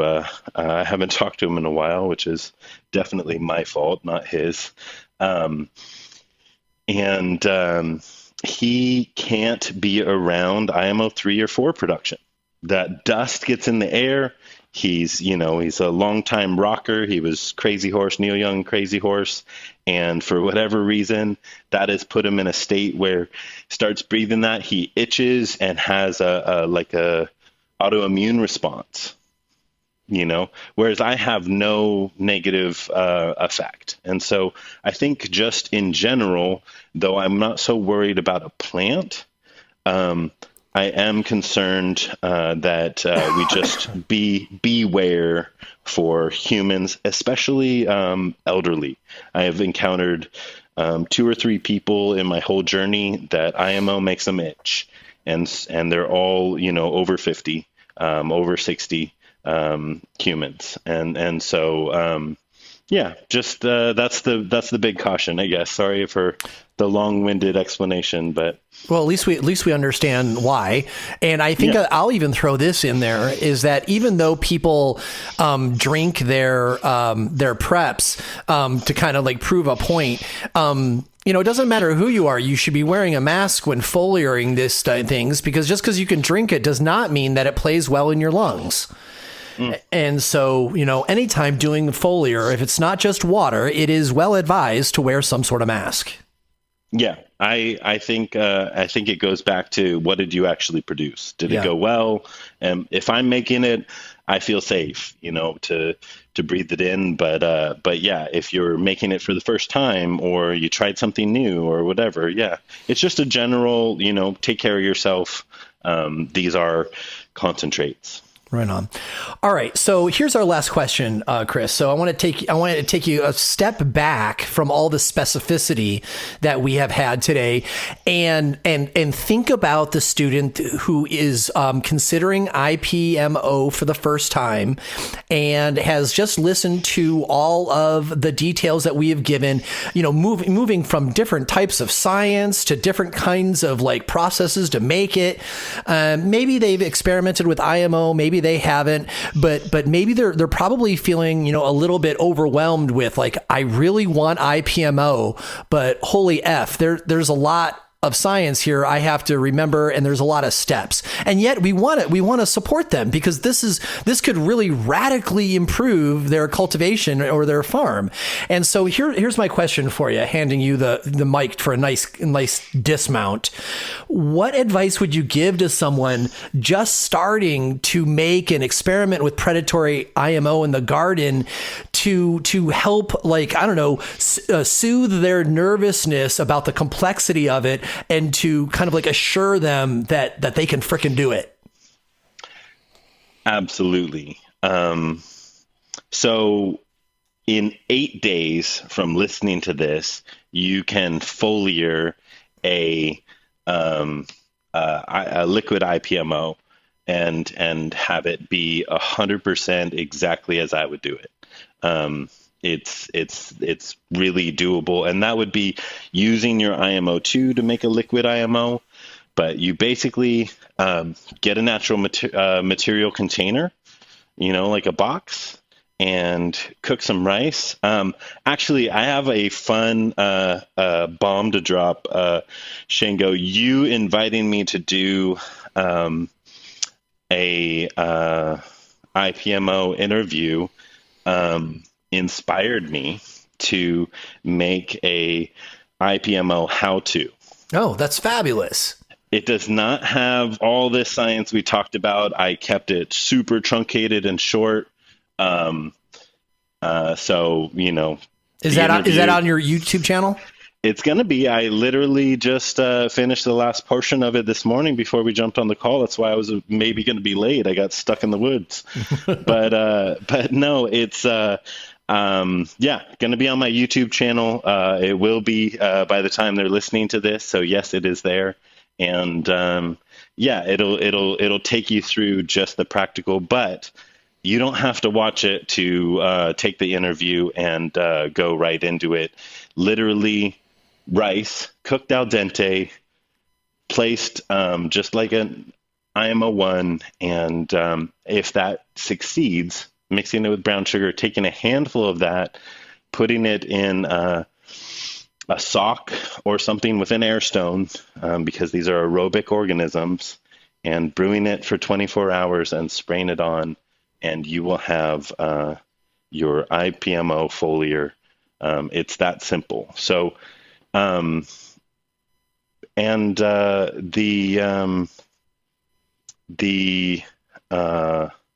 downside is really not there. As long as you go through that process, you're going to be putting wonderful nutrients. Again, I'm going to return to something we said in earlier in the interview, and I just can't say enough. Do not ad lib. Do not shoot from the hip. Do not come up with your own IPMO recipe. And that's because that's the only way you could go wrong. If you just try and hone in on what we're talking about and how to do it, it's really accessible. And what I love about natural farming, I'm a super nerd in this stuff. I love to learn about it. There's a lot to learn about it. You don't have to know all the science to follow a recipe. You don't have to understand every detail and hold all of this in your head and heart to have the benefit for your plants. You just have to be good at doing step 1 through 4 and literally just experience the benefit or experience the outcome of, what nature is already doing. Nature, I love that it is more complex than we understand or than our understanding. And at the same time, you don't have to know a darn thing about the complexity of nature to walk up to an apple tree, pick an apple, and eat it and say, this is good, it feeds me. So that's what we're doing here. Right on. Chris, thank you so much. I really appreciate that summation. It's like you don't need to know everything in order to participate in this. You just need enough to do the recipe. Very similarly, I don't know how everything functions in my car, but I can totally drive. And I can learn how to fix different parts of my car as I go. So Chris, thank you so much. You educate people all around the world, and you've been doing this a long time now, and you're certainly an ally to the cannabis industry. And just thank you for the time that you spend with those of us in cannabis, and then most specifically, thanks for spending your very valuable time with us here today, so that we can learn more about IPMO. When I stumbled across it 3 weeks ago, I was like, holy crap! I can't believe Chris and I haven't talked about this already. And so, thanks for freeing up your schedule to be here with us. Thanks a lot, dude. Yeah, absolutely, Shango. And thanks, listeners, for the time you put in. If you got this far, I think you deserve a round of applause. Yeah, right on, dude. Right on. All right, dear listener. So if you would like to know more about Chris Trump and more, maybe even more importantly, his videos, I'm going to give you 3 places for you to go. The first is his website for his business, BioMe, which is www.biome.solutions. And BioMe is BIOMEI.solutions. And if that sounds weird to you, like his URL is different. It's not a .com, it's a .solutions, right? So it's www.biome.solutions, and your browser will get you there. So on the BioMe website, you can find out about Chris, you can get access to all sorts of resources, you can get the free classes, you can find about upcoming free and paid classes, and there are resources for how to make the the various natural fermentations that Chris has been teaching about all these years. Plus, there are links to the YouTube videos. So like big win there at www.biome.solutions. Now, if you want something like, on the regular, you can also follow his Instagram at Biome Solutions, and that's BIOMEI.solutions is his profile there on IG. And then if you're interested in following Chris for Chris himself as a human, as he travels around the world and teaches different farmers and learn some of these new innovations that he's coming up with, like first before they even become classes, then you want his personal Instagram, which is Soil Steward, SoilSteward, Soil Steward. And you can follow Chris, you can comment. Chris reads that stuff. And also there's an entire community. There's like 35,000 followers or something on his Instagram. And it's a really nice place to learn and also to interact with other people in our community who have got the best of intentions. It's a very well behaved place. So great place to learn. And that's at Soil Steward on Instagram. You can find more episodes of the Shaping Fire podcast and subscribe to the show at shapingfire.com and wherever you get your podcasts. If you enjoyed the show, we'd really appreciate it if you would leave a positive review of the podcast wherever you download. Your review will help others find the show so they can enjoy it too. On the Shaping Fire website, you can also subscribe to the newsletter for insights into the latest cannabis news, exclusive videos, and giveaways. On the Shaping Fire website, you'll also find transcripts of today's podcast as well. Be sure to follow on Instagram for all original content not found on the podcast. That's at Shaping Fire and at Shango Los on Instagram. Be sure to check out the Shaping Fire YouTube channel for exclusive interviews, farm tours, and cannabis lectures. Does your company want to reach our national audience of cannabis enthusiasts? Email hotspot@shapingfire.com to find out how. Thanks for listening to Shaping Fire. I've been your host, Shango Los.